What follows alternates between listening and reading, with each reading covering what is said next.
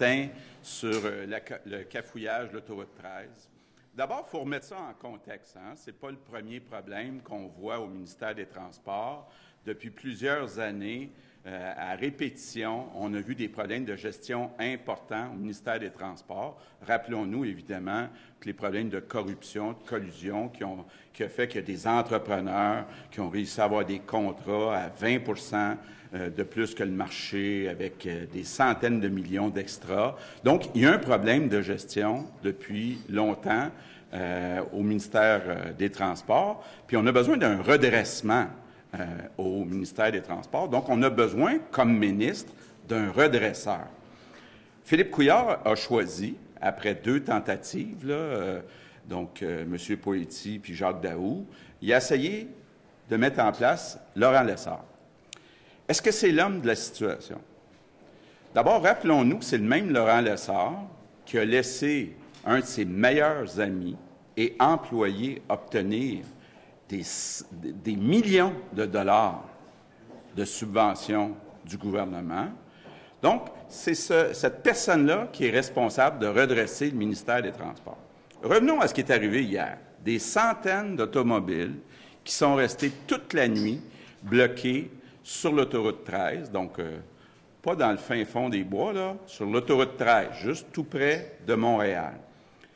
Il y avait parmi eux des familles, des enfants, des personnes âgées, des gens qui ont manqué d'essence, qui n'ont pas eu de chauffage, qui sont retrouvés dans une situation, en plus, où ils n'ont eu aucune information pendant plus d'une dizaine d'heures. Donc, ils ne savaient pas, est-ce qu'il reste 2 heures à attendre ou 2 jours à attendre? Ils ne savaient pas.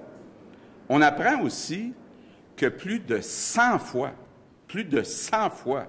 la Sûreté du Québec a appelé le ministère des Transports.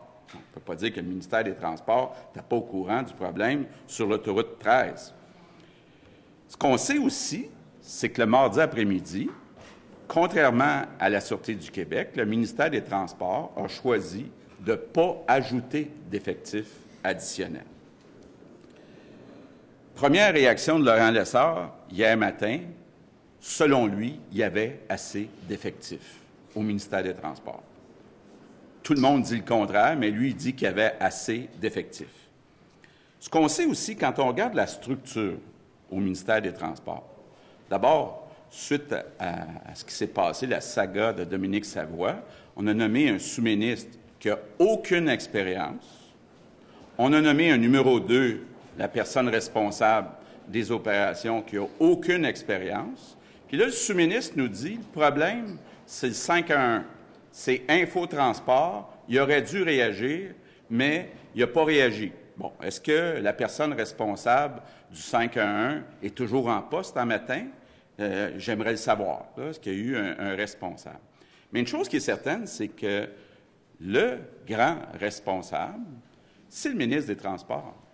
Et le ministre des Transports n'a pas été capable de gérer la situation et, à mon avis, n'a pas la compétence pour redresser un ministère qui a besoin de changer sa gestion. Donc, c'est pour ça que je demande ce matin à Philippe Couillard de congédier Laurent Lessard comme ministre. Mais Philippe Couillard aussi était blâmé. Rappelez-vous les épisodes du verglas. Lucien Bouchard était à l'avant-plan pour coordonner le travail de ses ministres. Mardi après-midi, là, on a tous vu sur les médias ce qui se passait en Estrie.